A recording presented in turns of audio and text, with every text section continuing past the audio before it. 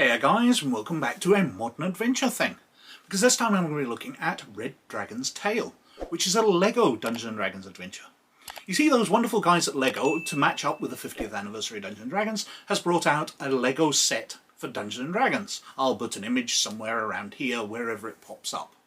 Now, this is a big box set with loads of stuff in it. You can build a dragon, there's beholders in there, etc. But the way they've made this specialised is by making it match up to an adventure. So you will be using it for the characters. Instead of using miniatures, you'll be using LEGO minifigures. The monsters will be made up of LEGO. The battle maps will be made up from LEGO as well. The castle and tower that you're approaching. And that's kind of a fun thing, even though it is slightly disappointing. But I'll go on to that in more detail. Now, as usual, I'd like to mention my Patreons, who are wonderful people who make all of this possible. And I absolutely want to thank them from the bottom of my heart for the support they give. It's really, really appreciated. Now, if you'd like to join them and help support the channel or gain access to these videos a week early, then the Patreon will be in the description down below. If you check it out, it'd be very much appreciated. But anyway, let's have a look at Red Dragon's Tale. So, this is Red Dragon's Tale, a LEGO adventure, which is available as a free download from D&D Beyond. But it's also available printed out in the LEGO box set. Because LEGO has started producing Dungeons & Dragons themed LEGO sets. And I thought this was a marvellous idea. They're not basing it just on certain aspects. What they have done is they've published this adventure and then provided all the pieces of LEGO for all the monsters, for the pre-built characters going with the adventure, and for the battle maps. And this struck me as a fantastic idea.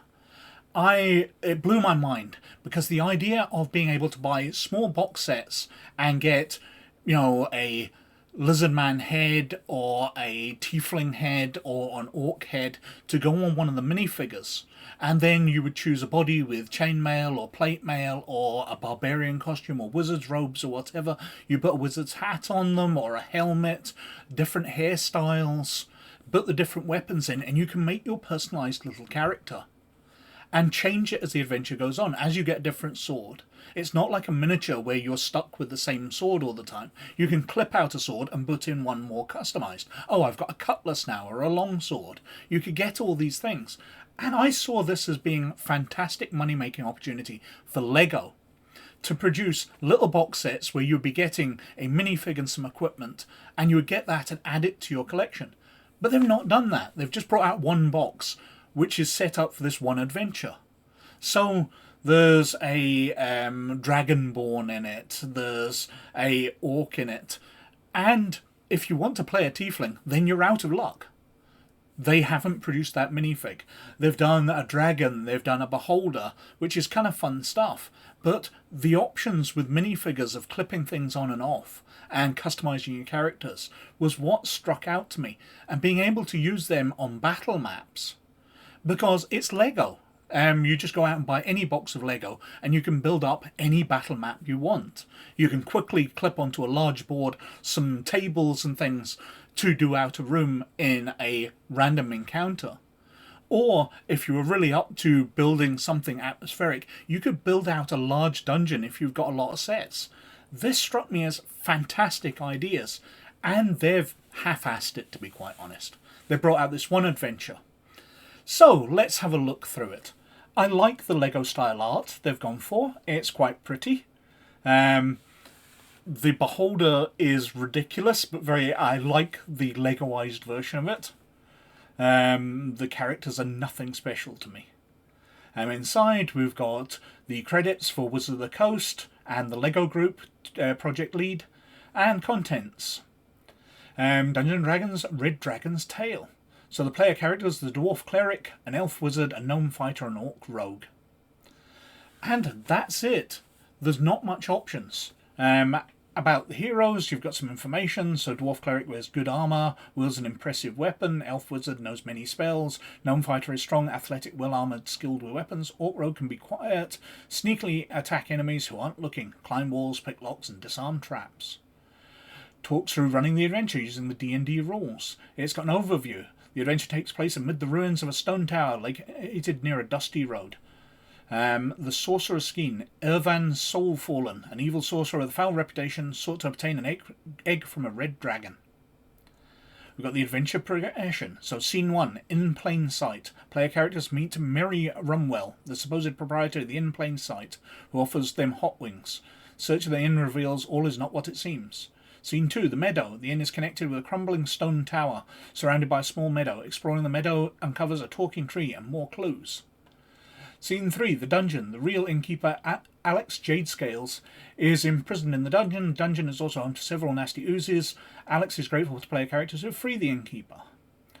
The Basement. Characters who search the tower basement disturb the restless bones of some unlucky adventurers. They also find Alex and Mrs. Pet, a displacer beast transformed by magic into a many-eyed monster called a Beholder. Scene 5, The Tower. The tower is where Irvin keeps stolen dragon egg and his other prized possessions. Player characters also encounter a deadly shrine in the tower. And finally, Scene 6, The Dragon. Cinderhowl, the red dragon, arrives at the tower and accuses the player characters of stealing an egg, mistaking them for a different group of adventurers. Meanwhile, Irvin tries to neutralize the dragon using magic. Player characters must survive the dragon and defeat the evil sorcerer to win the day. And that's how it's laid out. So we've got an inn where they're offered hot wings. I like the chicken drumstick here Lego piece very much. We've got a description of it. The hot wings, searching the bar room, the back room, the upper floor, things they find in the closet. There's mimics in there. Different pictures showing a dragonborn family. Then we're on to the meadow. We've got boxed out set. I do like the fact that it's got Lego pieces at the top. Owlbear and spiders, the awakened tree. Myconids under the bridge.